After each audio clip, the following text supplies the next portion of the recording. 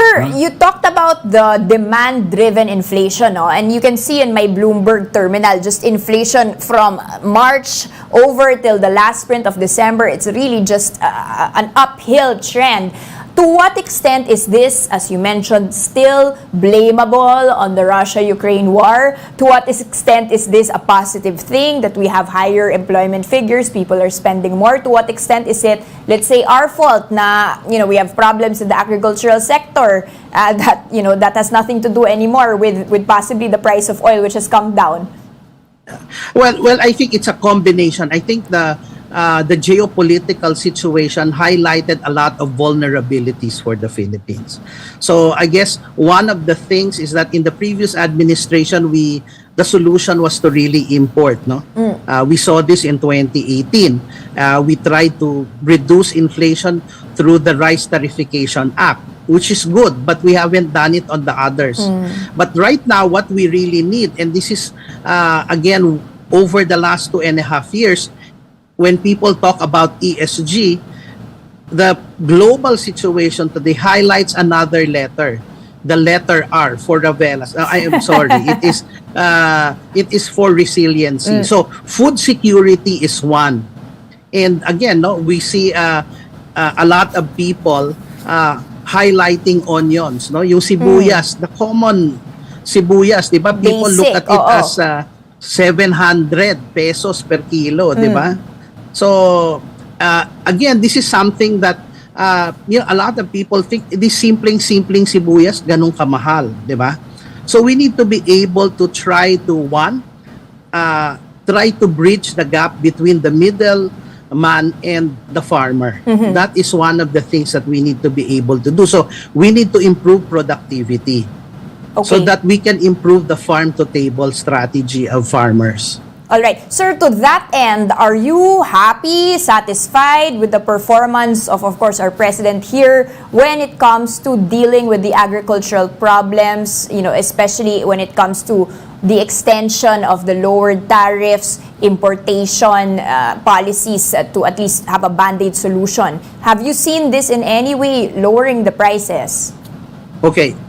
Let me put it this way. From the State of the Nation address, the President of the Philippines have highlighted the necessary things to be able to try to bring a better agricultural sector. However, these initiatives will take time.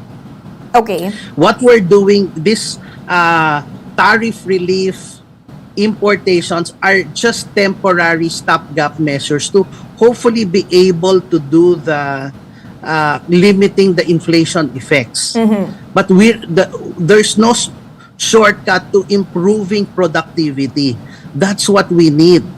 So this is something that we really have to focus on.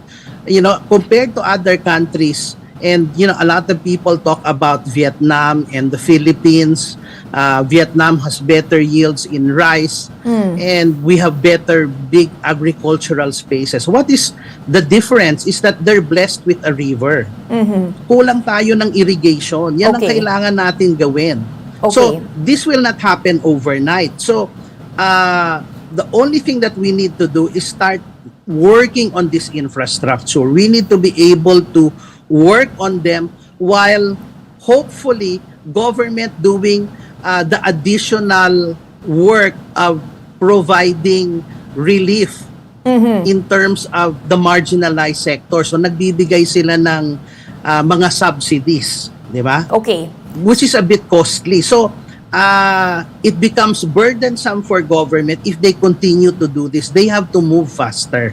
Sir, sorry to interrupt now. You are right now in your new role looking very closely in the agricultural sector. Can you say that the worst is over when it comes to the food shortages, the onion issue, the food prices, and at least you did say it's gonna take some time, pero at least mafe-feel ba natin na in the next few months, bababa naman ng prices? Sad to say, malayo pa ang umaga. Okay.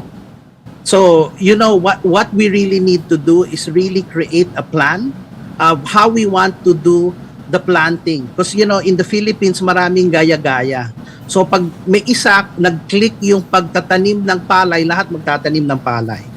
So, dapat, we need to structure our agricultural set of what products you can plant in a certain area and produce for the rest. So that they'll be able to sell all the produce properly. Okay. What we're doing at EMBM is really trying to look at small communities by really trying to make them into associations. Okay. So that they'll work together in such a way that, one, they improve productivity. They can eventually have the yield and sell it directly to supermarkets or individuals. And eventually, we also teach them financial literacy.